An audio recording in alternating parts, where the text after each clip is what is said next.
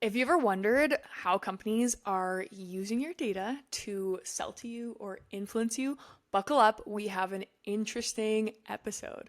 You'll even find out about how to protect yourself and what the next world war could look like. We're talking to a good friend of ours, Rob Turley. He's been in the data space for a long time, ran AI companies. He advises companies on these types of things. And today, he's telling you, the consumer, how to get ahead of them. Stick around.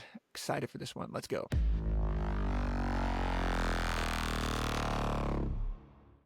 What is up, peeps? Welcome back to Decision Lab. Today, we're talking to a friend and a legend. His name's Rob Turley. He's the founder of RevOps Hitman Consulting. He has extensive knowledge on how consumer data in general is being used, collected, aggregated, and he's going to tell us some things that you might not expect today. I'm excited.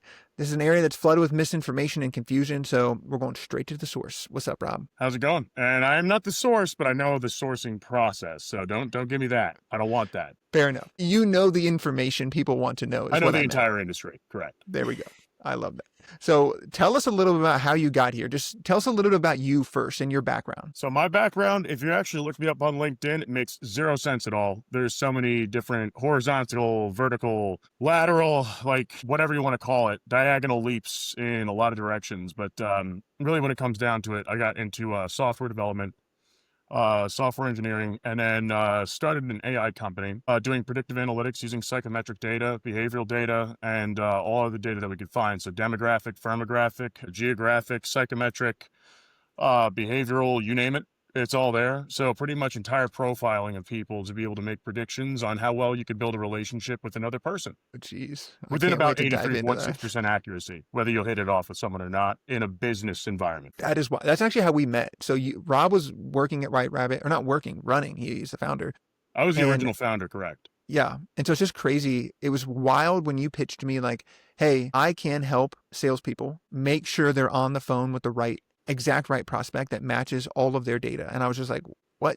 And this was like years before ChatGPT even. Yep. This was, 8 years ago. Yeah. So that's wild. And so is that your first foray into data and into that space? No. Before that, when I was working in custom software development, we're actually developing our own product. We built one of the first crypto dark pools. So you could do massive trades at a standard price without the spot price changing. And this is before crypto became popular. I think Bitcoin was at like $500 a coin at that point. I started, like, I had Bitcoin when it was $12 a coin.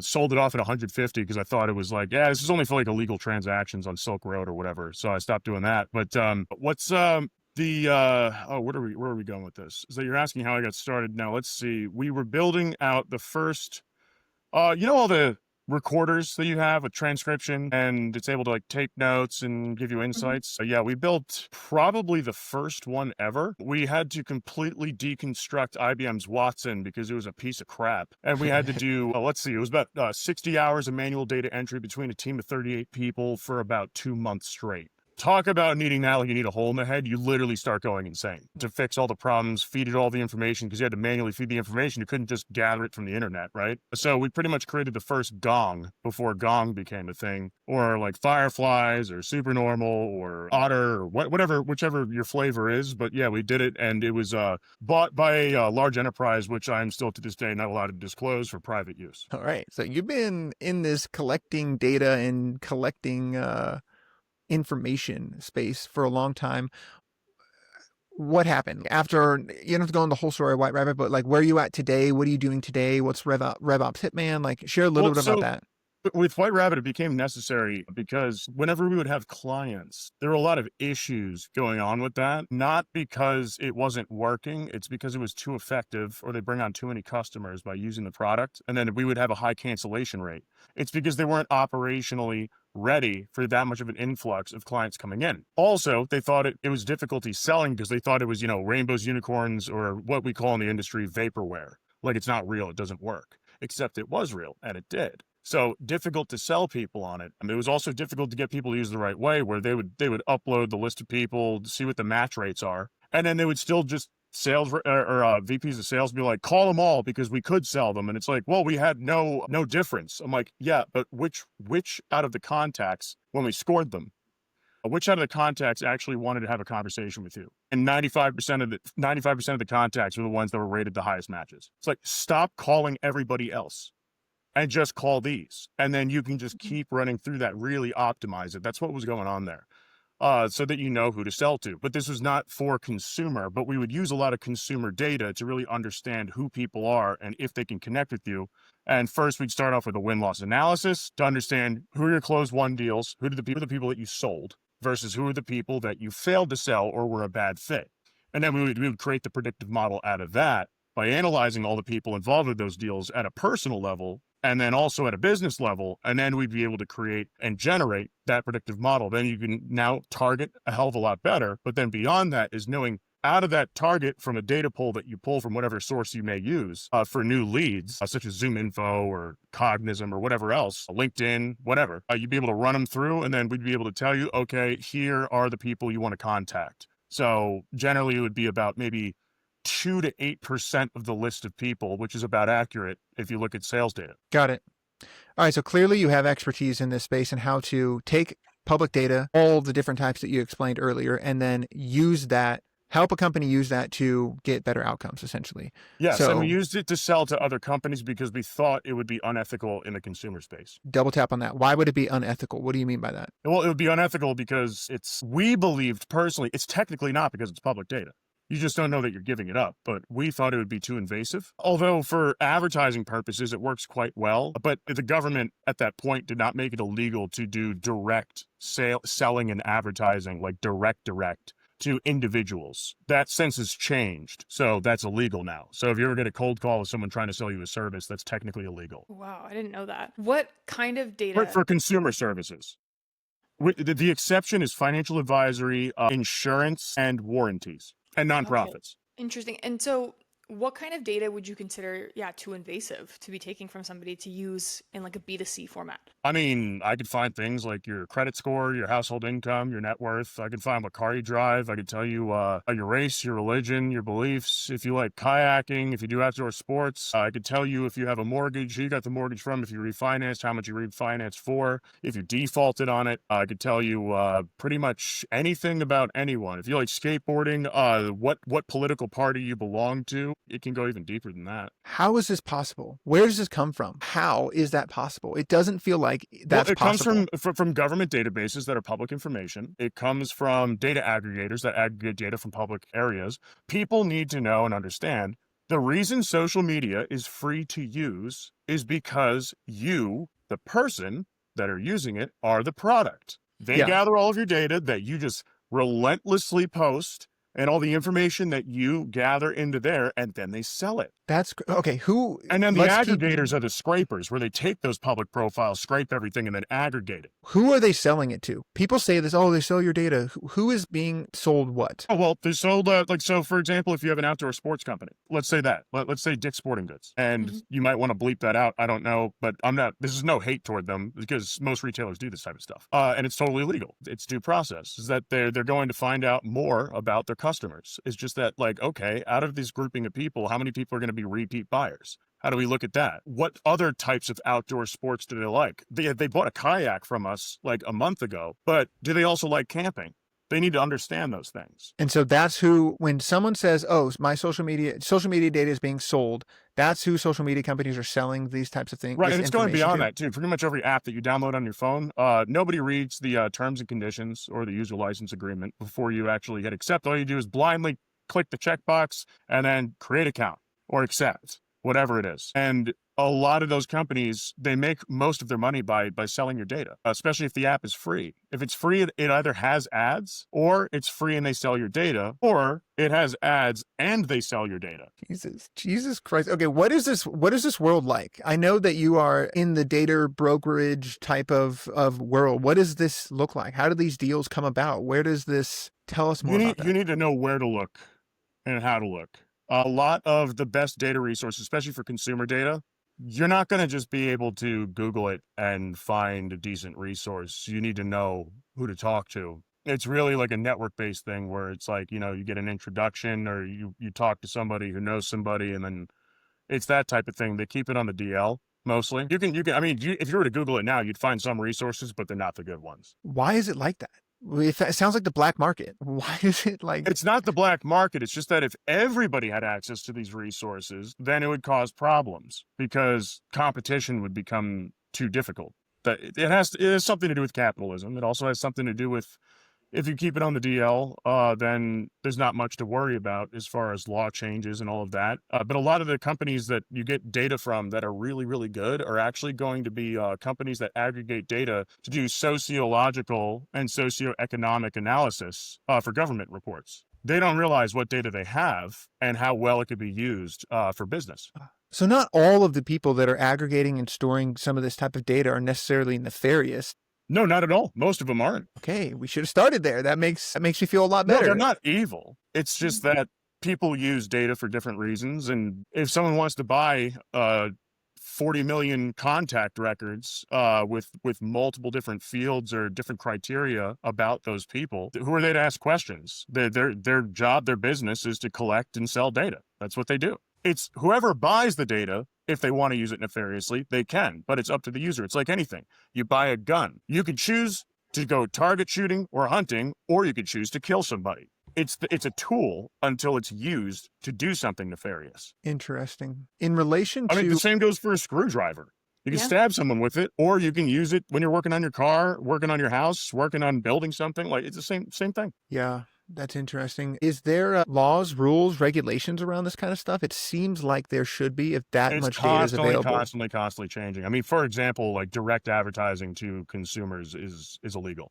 Though they have algorithms built around that for optimization through like Meta. So what Facebook, Instagram, for Twitter and all of that. So that way you could better and more suitably reach out to people and get the ads in front of the right demographic. So you have to do it in a demographic dump. The oldest variation of this is actually snail mail, like USPS mailers that people send out. They're limited strictly to doing zip code dumping because they can't do one-to-one. Meaning zip code dumping, meaning they just mail a thing out to everyone? If you're going to do it, you have to print out all the resources or all the pamphlets required to deliver to every house in that zip code. You cannot target. Wow. Interesting. But what about the collection, though? The collection of all of this data that I know, but I don't know. You're saying, oh, it's in a user agreement, but like consumers don't know that necessarily. Like they know it, but they don't know it. Well, okay, like, they don't know it, and it is, and sorry to the consumer, it's ignorance. I mean, read the freaking user license agreement, scroll down to the data usage and privacy policy, and then read it. It will literally tell you in bold letters that they're going to sell your data. It's right there. It's the consumer's fault of why this is happening. Literally. You're giving up your data freely by just being obligatory and just not reading through the contract that you're literally signing a contract every time you download an app and accept the terms and conditions. That is a legal contract. There's often not an opt-out though. So if you want to use an app that makes your life so much freaking easier, there's no way to do that without data or without accepting. Like, yes, how do you answer that? Okay, how? Pretty much every app is now legally required to say, do not share my data with marketing companies or data aggregators. I mean, on LinkedIn, that exists. On Facebook, that exists. On Instagram, that exists. You just need to be able to find it. Though the other data aggregators that look at your entire internet profile, your financial history, because you ever heard of this concept called open banking? This shit freaks me out. No, open never heard of banking it. What is it? New concept.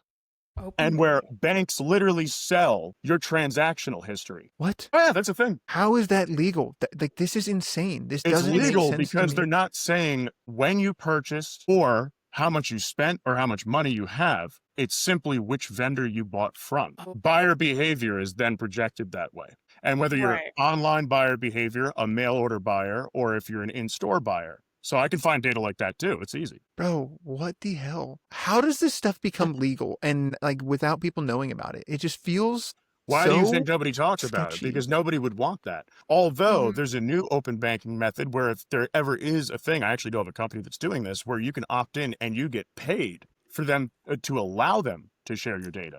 That's already been released in South America. It's going to be coming up here. Okay, well, that at least feels less like they're trying to hide something from me. Like, at least I get a choice. Again, it's in the terms and conditions when you created the bank account. Like, but how is that possible if, I guess they always send those updated terms and conditions shit. Like, yeah, and guess what? Nobody reads them.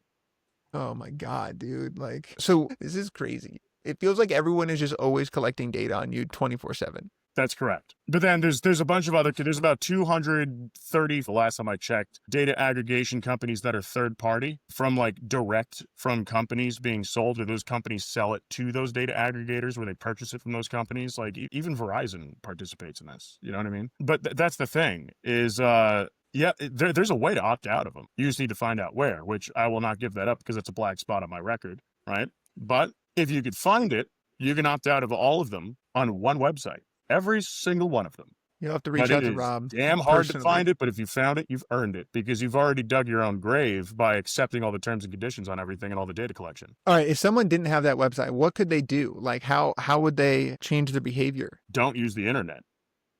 Okay, but that's obviously No, I mean, that's literally the only way.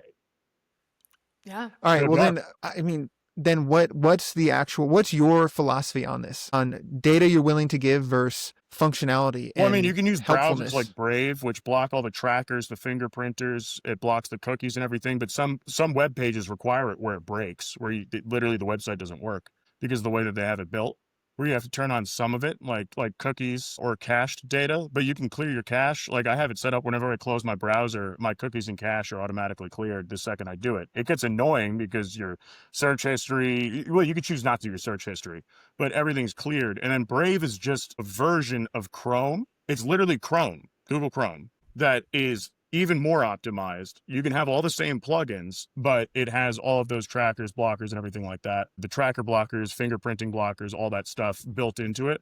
That's one way to do it. Also, a VPN is good to have, and then a peer-to-peer VPN. And then if you want, you can always have yourself appear to be in a different country if you want. And if you want to really take it to the next level, you put in an IP bouncer, but that starts getting really complicated. I mean, I even have a VPN when I'm using cell data. Whoa. Rob, what are your biggest concerns and fears when somebody has your data? Because for me, I kind of look at this and I'm like, all right, like whatever, somebody has my transaction information. I kind of like targeted ads, not gonna lie. I'm like, this is really helpful for me in my shopping experience. And then Well, that's the thing I is that most consumers, when I tell them about this and the way yeah, that it works, they don't actually care because they're like, yeah, no, it's convenient. yeah. But Yeah. what is like to me that is convenient, but I understand that there are probably some concerns, but I just don't really understand like what those are and what are the risks. I mean, do you just want people to know everything about you? Do you want the government to be able to track everything you do? So I mean, I don't do I was anything in the business crazy. for a long time and worked with like big brother level data. So the more you know about the industry, the less you want to be a part of it. But it's Mhm. because of the level of education and knowledge I have in the industry that I do not participate because it can be weaponized. I mean, think about Cambridge Analytica. Do you know about them? I do. Yeah, it is a big American thing. I don't. Chloe's from Canada, Can so you she might not explain it? 'Cause know. this I did hear about this, but it's not Cambridge fresh in my Analytica mind. was a business out of Cambridge in England. So what they did is that they pretty much, this is before Facebook blocked people from accessing their APIs. So they went Okay. into the Facebook API, took all of the data from everybody's Facebook who had an account. At that point, it was in the hundreds of millions of people. And then after aggregating all of it, they were able to model it. And the reason why it's no longer in existence is because they used it for political manipulation by sending targeted messages to people to change their mind about things, which is actually part of how Trump got elected the first time. And it's also the culprit of the reason behind why the Brexit happened. And after those two events occurred, the company was disbanded, and then all the founders and C-suite went missing. They talk about Wait, this in what? what's the documentary on Netflix that they talk about this? The Social Network, or like no, that's the Facebook No, thing. that's a What's Facebook one. the Social Dilemma? The Social Dilemma. Yeah, the They talk social about it. dilemma. I think they Yeah. talked about Cambridge Analytica a bit, but I know one of the senior analysts who used to work there. So they kept it so segmented that no one who worked there doing the data aggregation or analytics really knew what it was for. They're each just a cog in the system, so they weren't aware of what nefarious deeds were being done with the data. They had that's why all the people in the upper echelon of the company went missing, but not all of them. But there's that whole different story. Take Yeah, a lot of we time to we talk we, we talk need to about it, fact check but that one. That's they had no conspiratorial. idea We're gonna what they were fact check that. contributing to. Is pretty much the long and short of it. Yeah, and maybe this would be a good moment to just explain to the audience in case they don't know like what randomized aggregate data is. Data can be weaponized, and it Yeah. can be used for mass societal manipulation, which is And like like, what countries like China and believe it or not, New Zealand do. New Zealand has like they throttle the internet of what people can see. Like during the COVID dilemma, they were showing reports that were not the same. I compared it against one of my buddies who lives in New Zealand. The same web page had different information. I've seen that. I like that is like a known thing. Like the Tiananmen Square or whatever is like one of the most common examples of this from China. Like you can't search it in certain areas and get information. Are you able to go into more detail on how this is weaponized? Because I think this is just like so fascinating. So somebody I has don't your want to data. go into more detail of how it's weaponized, because if anybody listens to this podcast who works in the data world who has bad intentions, I don't want to give them the answers. Right, but the consumers need to protect themselves. So can you give So by some? protecting yourself, what you do is that you be careful about what you share on the internet. Stop putting your entire life out there. Read terms and conditions before you sign up for something. Change the settings in your social, because you can't live in a world without social media nowadays. You can't really function that way, but go deep into your settings, find where it is, and then make that a thing. Just disallow. All right, could you explain other ways data has been weaponized in the past then? To give examples? Maybe not ways that don't project new ways into the future, but Well, can that you would be in the explain? financial world. It's like how to weaponize to destroy entire countries' GDPs by doing something unrelated through different trade networks of how commodities brokering works. Is if you shut down a certain type of industry in a certain country, that it's going to tank the entire GDP of another country that's unrelated, so it's undetectable. Okay, that's like countrywide. What about individual human wise? I'm pretty sure that was the first example, unless you count China and what they do to their own citizens. Yeah, could you maybe explain that? I cannot explain that. No? Okay. Can't No. explain it because you don't know, or what do you mean? Because that's risky. Why is that risky? Like this is I'm common also not knowledge. going to answer that question. And this is going to give our audience something to chat GPT after.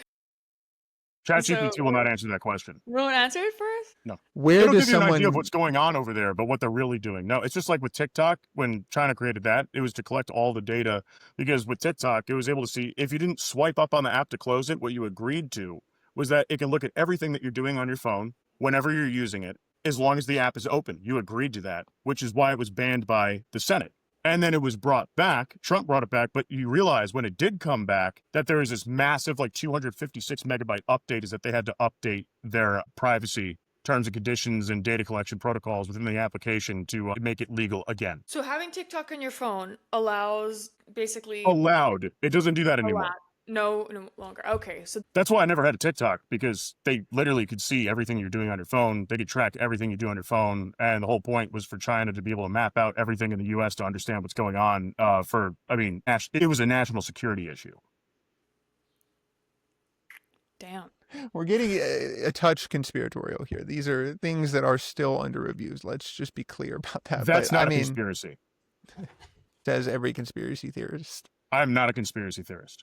Fair enough. Point being, If you know everything about every citizen in an entire country and then can feed them information to make them think a certain way or do a certain thing to create dismay that could lead to a civil war, so that way that you can actually take someone over because everything's going to shit, does that not make perfect sense? right? But Well- that is conspiratorial thinking. That is like what you just Well, said so is it's the not a definition theory. of It's psychologically of what that Quite looks literally like. was a conspiracy, like an actual conspiracy. But Well, even if you look at the algorithm, right? Like the algorithm's gonna like feed you things that you're already interested in. And it's like if you're just like an example, like with what's going on in like Palestine, right? Like depending on what side you're on, it's going to like continue to feed you stories. yeah, and whether it's And- misinformation or not is irrelevant, right? Exactly. But it's just like you're gonna just see like so much of one And think thing about this. repeated. So Gen Z, do you know what the number one dream job is for Gen Z? Which is why I know the TikTok thing worked. You know what Creator. the number one job? Content Influencer? creator. Yeah. Influencer.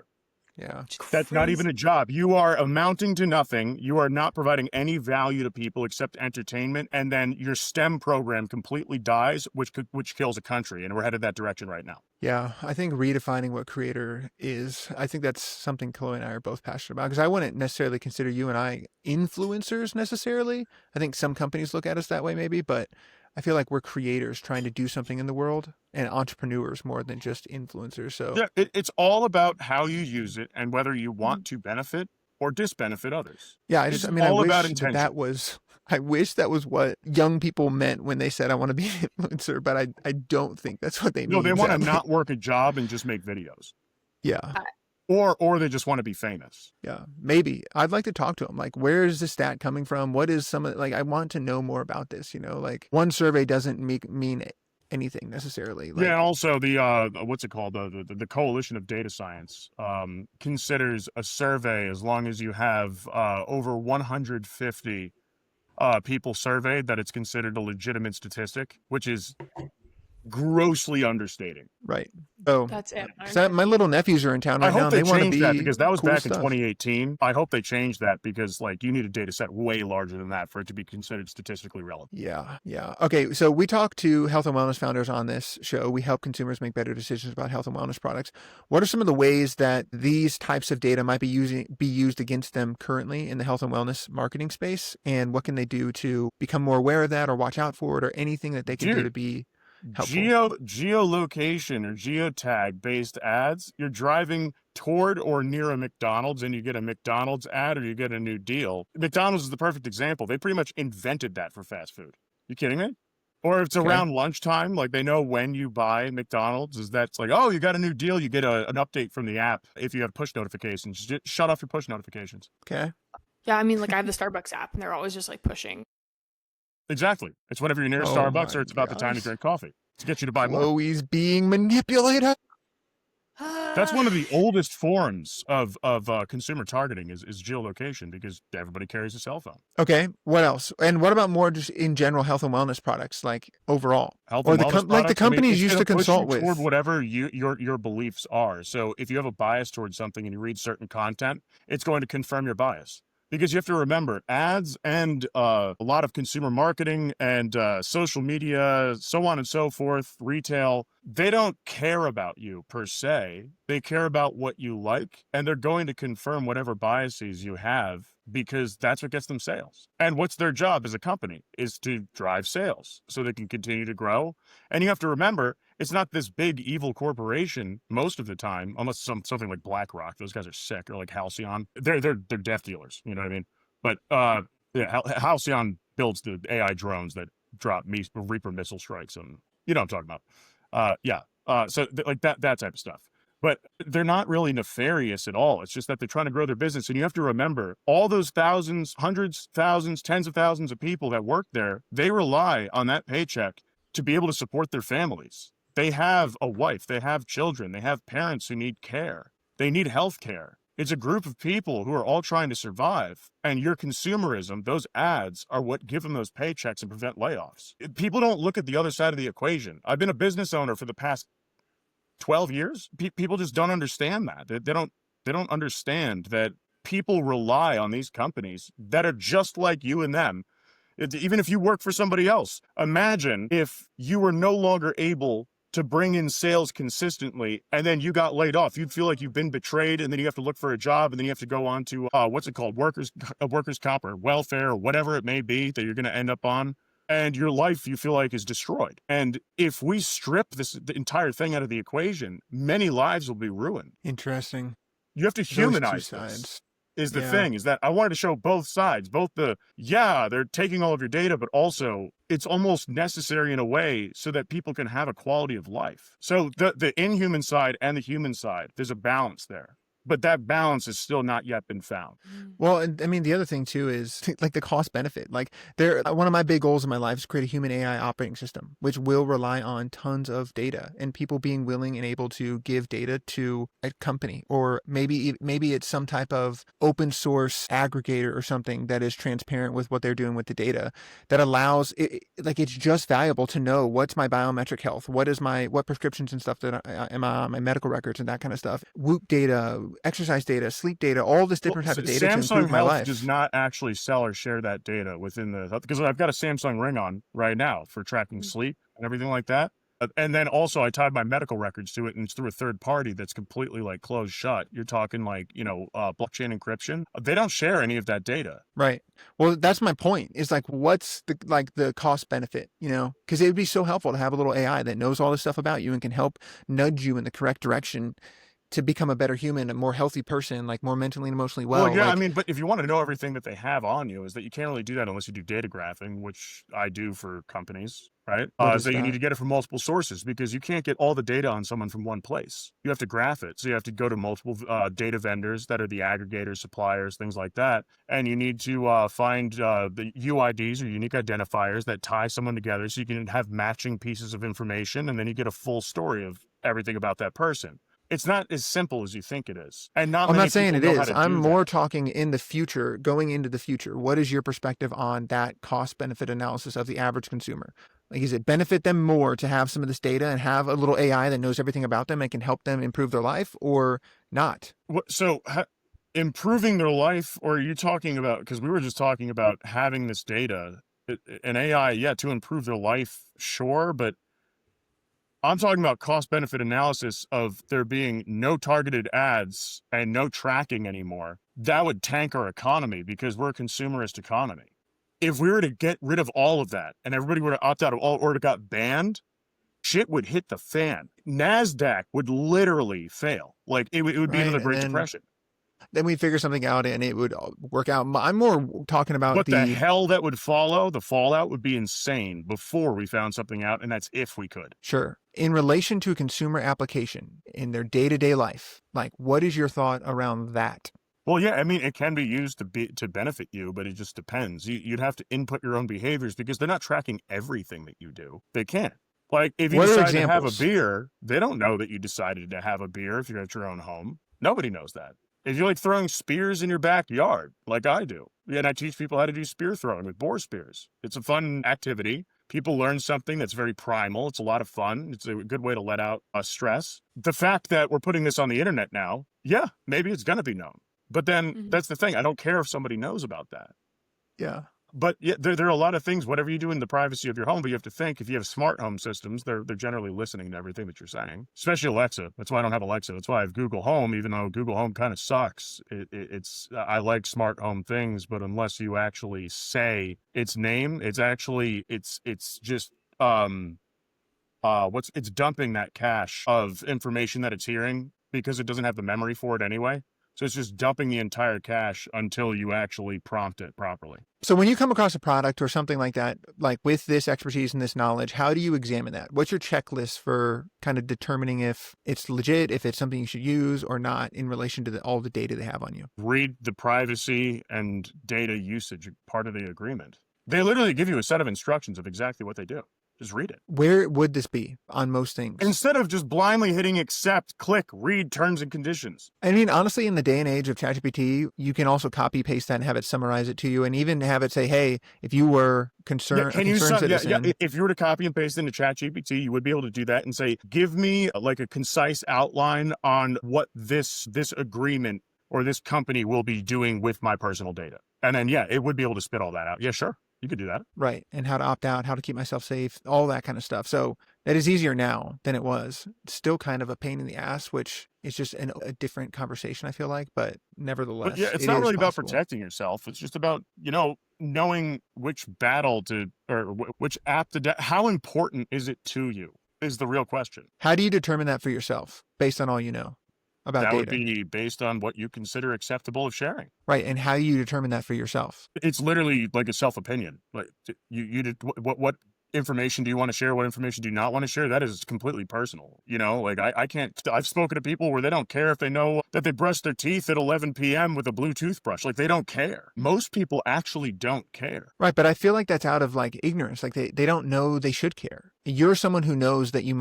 maybe should care about certain things. So how do you figure that out as yourself? Well, if there's ever like a data breach or something like that, like so for example, with the mortgage that I had with like Annie Mac, there's an Annie Mac data breach, and they carry PIIs and SPIIs. So you want to look into the security of the company. A PII is personal identifiable information: first name, last name, email address, all that stuff. That stuff is usually available everywhere anyway. Mhm. Then you have SPIIs, specialized personal identifiable information. Those are like your social security number, your bank account number, routing number. You're talking about, let's see, your passport number, your driver's license, ID image, or your driver's license number. Like really important information that you do not want out there because there can be a data breach. I was a victim to that data breach, but I have identity theft insurance, and I have identity theft detection across anything whenever there's a breach or darknet. That's a way that you can protect yourself. There's something called ID Shield that works quite well. And then NordVPN, if you actually want to get a VPN after this, has quite a good one as well. Except there's no insurance behind it. You have to pay for ID theft insurance. But it depends on what your net worth is. If your net worth is lower than like $100,000, you're not going to be at risk.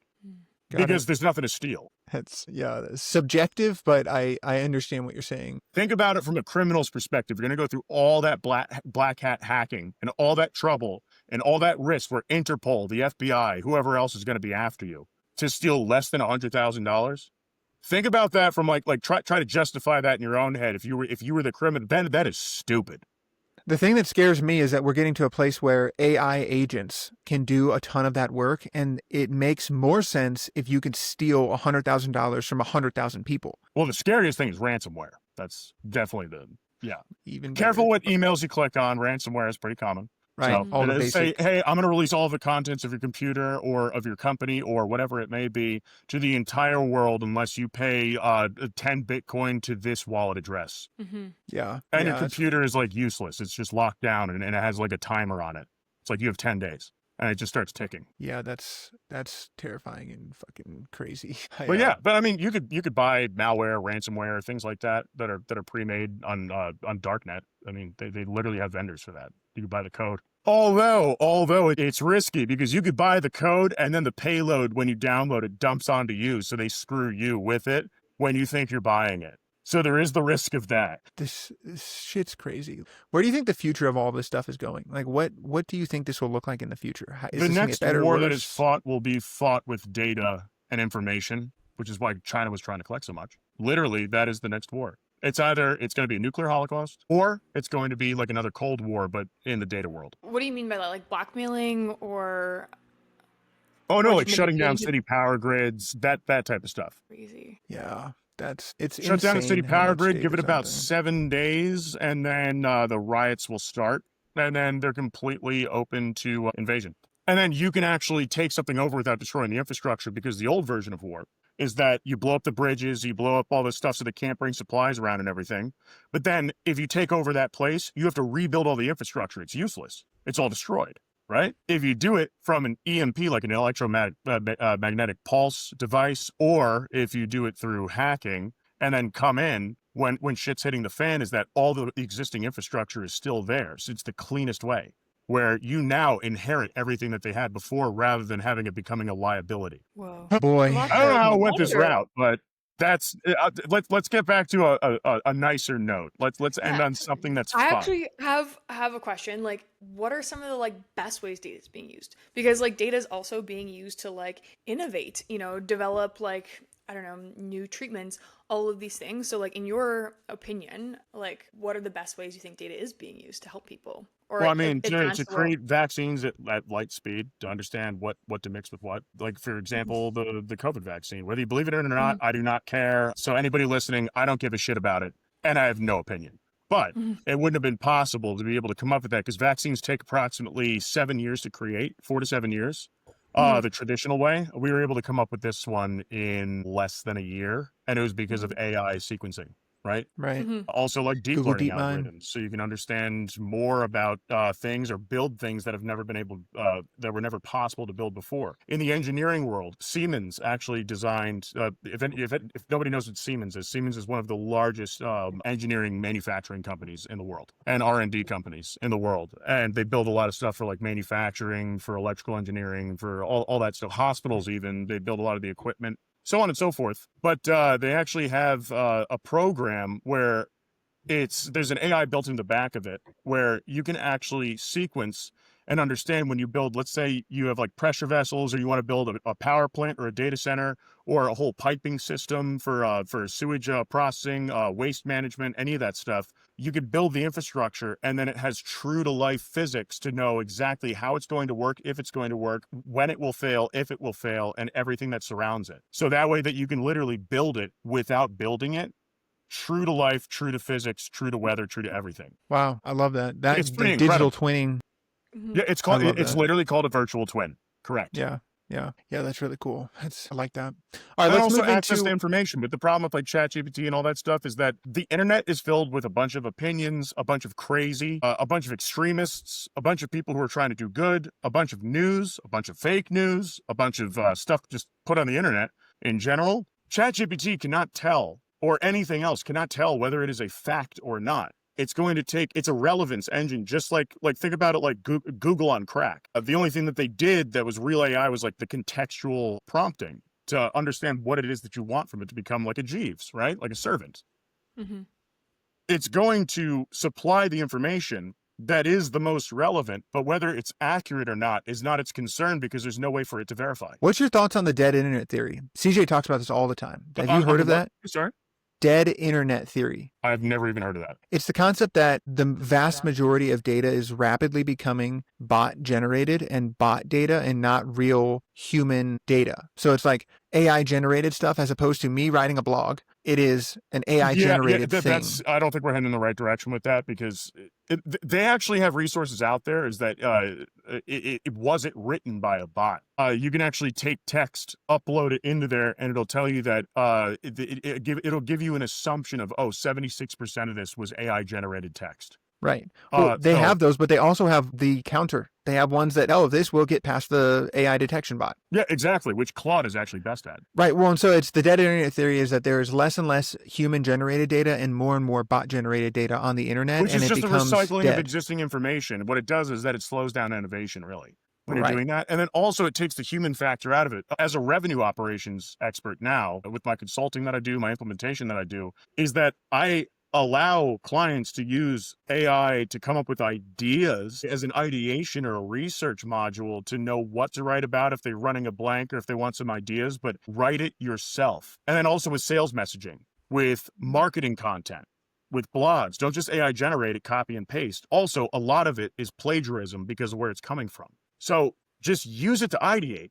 and then write it yourself because it's going to have a hell of a lot more readers anyway. Yeah. It's quantity over quality is what this is turning into, which is that was the destruction of the sales industry, which they're still failing today in the B2B, the business to business world. It should be quality over quantity. If you make 2 high quality posts that you write yourself per day or per week, you're going to have a better outcome with your following and with engagement than releasing 2 posts per day using an AI generator to create garbage. Because there are ways and AIs that are built into these social media platforms that are able to know, okay, this is unique quality content. What is the most valuable asset to keep people onto a social media platform according to the social media company itself? What is the most valuable asset? What do you think, Chloe? I just think like engaging content. Attention. Attention?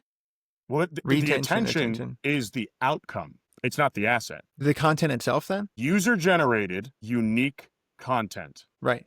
Yeah. And that's why using something like Crowdfire or some CRMs do this, or the things where you could actually distribute a post to every single social media at once, it immediately goes to the bottom of the barrel of the algorithm where it gets no attention because it's tokenized. For it to post onto that site, you connect your account, it creates a token. We're getting into engineering now. So it creates a token so the API could recognize it, know which account it belongs to, and then distribute it properly. Even if you wrote it yourself, it's still going to get shoved to the bottom of the barrel because it was tokenized. They detect that and they go with your post. That's gotten better. Like in our own testing, that has gotten better. Social media is the best way to do it, and changing the verbiage and the style of the same post on each social media. I know it's a pain in the ass, but that is the most effective way because you're generating user-generated in-app unique content. That is their most valuable asset. That used to be more true. It's not as much true anymore. From our own testing with tools like Hootsuite and Metricool, like they're getting better at allowing users, because it's burning creators out to have to do what you just said. I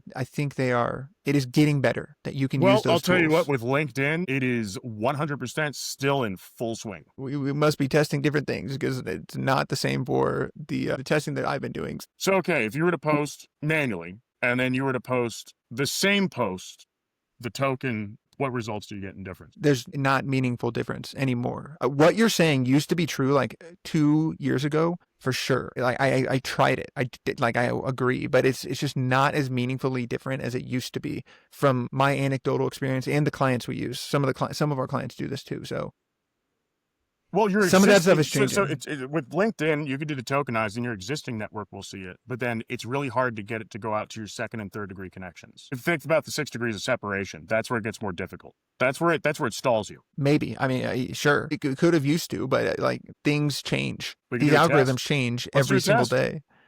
Yeah, we should. We should test every day because the algorithm changes every freaking day. So, Oh yeah, they always but like to keep it interesting. I digress. Let's move into our lightning lab, which is where we kind of ask. We have 3 rapid fire questions here. The first one is, which we've talked about so many today, but what's a shady practice or overlooked fact in this area that nobody's talking about, or that maybe we haven't covered yet today? What do you mean by shady? Define it. I'm just going to let you define that in your own mind and tell us what you think. There's no clear way to opt out. One example would be one of the oldest examples is that, and Chloe, you wanted me to bring this up. You know, you get credit card offers in the mail all the time.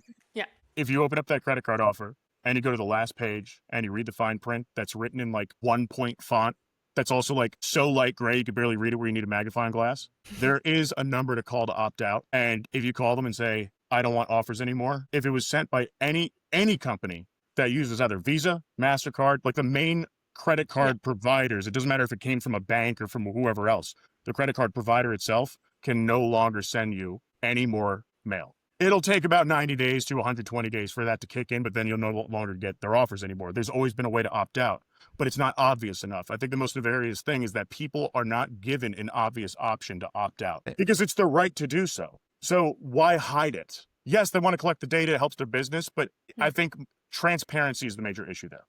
That completely makes sense. All right. What's one truth in your field that very few people agree with you on? So something that's true to you, but maybe other people disagree with you. Quality over quantity.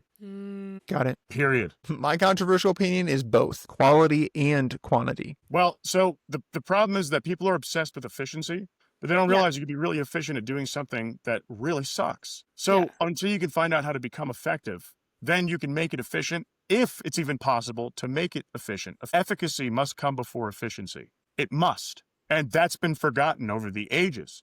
But then the market changes, the rules change, things change, platforms change, people change, society changes. And when it starts not working anymore, instead of doubling down to just send out more crap, you need to go back to the drawing board, become effective again, and then you can make it efficient. So I agree and disagree with you. But there's a method. And I use this with my clients and it changes the game for them. Yeah.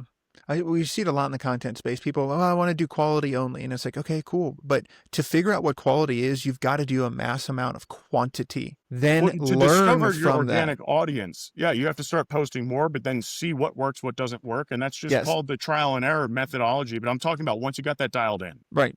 I'm just for beginners. We see that a lot with them. So, all right. Last question is, what's something that you wish more people asked you? What's a question you wish more people asked you? Would you be able to help me become more data actionable or create a data actionability strategy for me? And then another top one would be, how can I optimize my processes so I can decrease my bottom line so I have lower cost, increase productivity, increase top line, so higher profit, and do so using technology, processes, and people. So that way, it will in a way that does not sacrifice the customer service level because customer service is dead, but rather improves it. So become more profitable, spend less money, become more effective and efficient, and then also benefit the customer more instead of, because usually they do cost reduction, which just screws the fucking customer up. Got it. Okay. That's what what I is wish people would a ask. hyper-specific question for someone to ask you? Well, if you have that question for Rob, you can email him, DM him, reach out to him on LinkedIn. Well, he'll be doing lots of testing, I've heard. Yeah, or actually, no, I got one more question for you. What is revenue operations or what is RevOps? Because people don't know. Oh, That's that very actually, simple. what is that? What is it? What is RevOps? It's in your name. Well, revenue operations, not going to go into it because we're almost out of time here, but that's going to be the poll for people who want to reach out to find out if they want to find out. If you were just going to give a 1-sentence definition, though, like just big picture. It's a 3-sentence definition, but I will try to do my best here. Okay. Revenue operations is the de-siloing of divisions throughout a company so that way they work together in a data-driven, customer-centric way to maximize revenue, minimize risk, become more predictable, and deliver the highest quality product or service with the best customer care possible. Got it. Love that. And I can personally attest that Rob is one of the best in the games at this, so I'll give him a I little was shout also out one of the that first.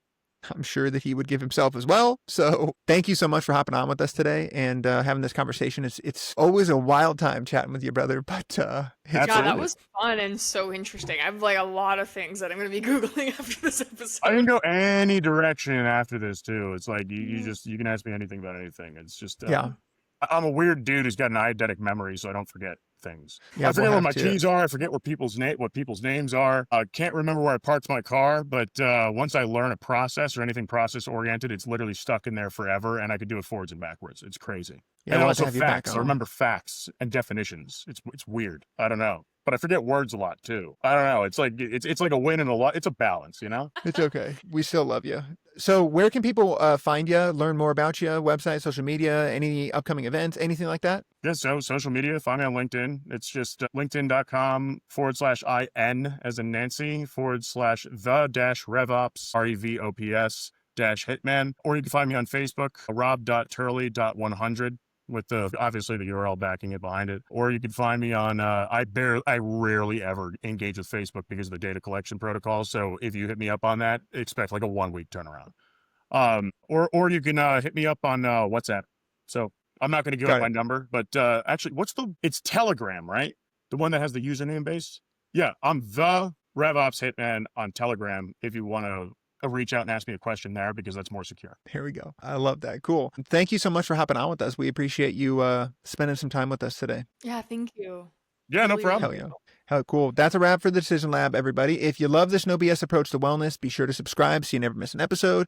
And if there's a brand, an expert, a product, a service you want us to talk about next or talk with next, drop in the comments or hit us up on Instagram. See you next time on the Decision Lab. Peace. Thanks, everyone. Bye.